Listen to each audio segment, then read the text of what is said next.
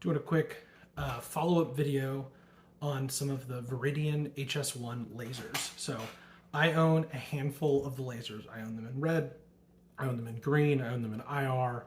I have them on a handful of guns. So what are my thoughts on the Viridian hs1? They're mixed. The form factor they have is spot on. The comfort of the hook here is really good. The way they direct attach to M-lock is awesome.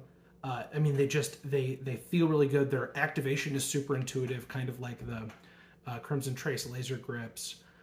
But for a rifle, I mean, I think that they really did nail the form factor.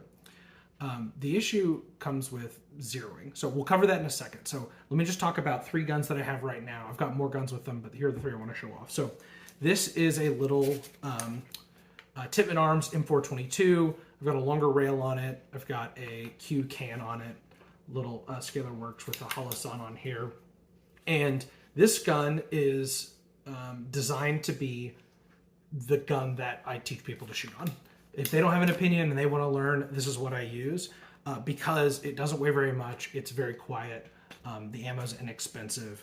It's semi-automatic, so they can shoot a decent amount and they can learn that black guns are not scary. It's a little AR pistol. Really love it. The reason that there's a green laser on this one is my father-in-law has some eye issues with detached retinas, and so he was really nervous about having kind of any blast or anything kind of near his eyes. And so to help ease some of that comfort, I put a little green laser on here so that he could hold the gun low in his shoulder and use the green laser to aim, and we could shoot kind of near dusk on some steel, and that was really fun. And then once comfortable with that, we then end up getting raised up and being able to use the red dot for what the red dots were good for. So that's kind of the desire of this gun. I think the green laser works out well. It's not bright enough to shoot at 50 yards in the daytime, but it's bright enough to shoot at 10 yards or 25 yards on some steel at dusk, easy peasy. You can shoot on paper a little bit closer. You probably can shoot at an indoor range, etc.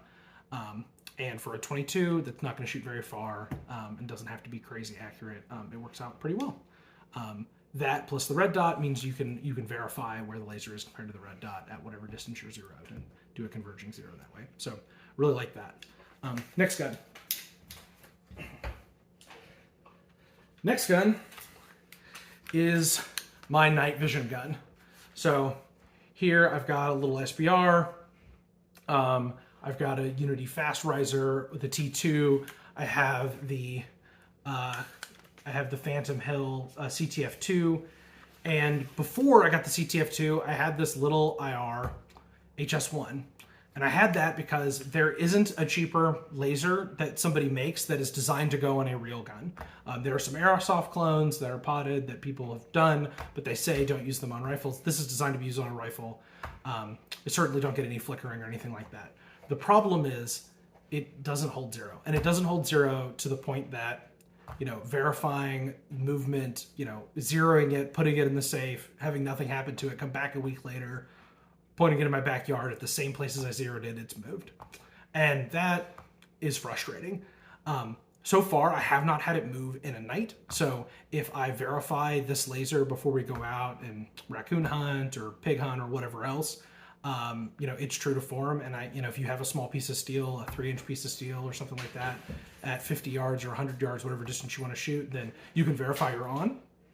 And it won't walk in the course of the night. It can flex a little bit depending on how much tension you put. I don't know if that's a factor of the rail or the mount or both. But it's accurate enough for shooting at like 50 yards at night. But you have to verify it's on every single night that you go out, which is a pain in the butt. The other interesting thing is it's still a super comfortable hand stop. So for me, let me see if I can spin this. This activates my IR laser and illuminator on the hs1, and my finger rests here naturally. So it's a really good marker, to the point that when I realized the laser was walking and it was actually distracting me from my night vision shooting, I just removed the battery and I kept this on here. The battery's in the grip. I've got a secondary laser if for some reason this one needs to come off and go onto a buddy's gun, or I'm going to put this on a different gun. I'm going to let somebody try and use this, and we're going to zero it every night before we go out. But it was comfortable enough that I wanted to keep it as a hand stop and keep the battery in it so I had it as a backup. But the tension of being able to use this and not clamp down gave me some additional fatigue. So I took the battery out so I can clamp down real hard, and my finger rests exactly on the button where I want it to. And I use only the CTF2, which, by the way, is a great IR device. So that's the second version. What's the third version? Third version I have is on a little 11.5 LMT. This gun is interesting because as I'm starting to build it out, the goal of this gun is to have all the tools and everything it needs to operate. It's kind of like, I don't know what we're gonna go do, but I wanna bring a rifle gun. So I have a long CGS Hyperion in here. This gun is pretty quiet for 5.56. I have a bore rod here to be able to get out stuck brass. I have all the bits and everything I need to work on in this little BCM grip. And then this is gonna get an LMT stock that allows me to have spare batteries for various things. A little Vortex Razor 1-6. So the idea for this green laser was that if I wanted to be able to shoot not using this optic, I wanted a secondary sighting system. You know, I think now I would probably go with a undermounted offset red dot or a top mounted red dot as kind of a secondary sighting system. But again, these things are just so inexpensive that it was the ability to give me a second way of shooting and a second way of shooting under night vision if I wanted to. Now, granted, this is a green laser, so other things could see it, but I can still see the green laser, and the green laser is actually pretty bright under night vision. So, but again, it's important that before I go out, I look through my 1-6 and I make sure that this is aligned at the 0 that it should be zeroed at. One thing I will note is that with the Hyperion, it's a pretty girthy can. The laser just barely clears the can. And so when the can gets really hot, I actually get a little bit of effect of that heat on the laser. So should you get a Viridian hs1? Well, if you just got night vision and you're like, damn, I don't want to passive aim, I want to active aim, I've got an illuminator, I need a laser, the Viridian hs1 is the cheapest rifle rated laser, and it definitely does work. And you're gonna kind of be limited at how far you can go shoot with it. And you're accountable for all your rounds. So the answer is like, it's good for what it is. It's certainly not 10 times as bad as a D-ball A3 or something like that. IR lasers for civilians tend to have the same power. This is exactly as bright as all the other IR lasers. The difference is the form factor.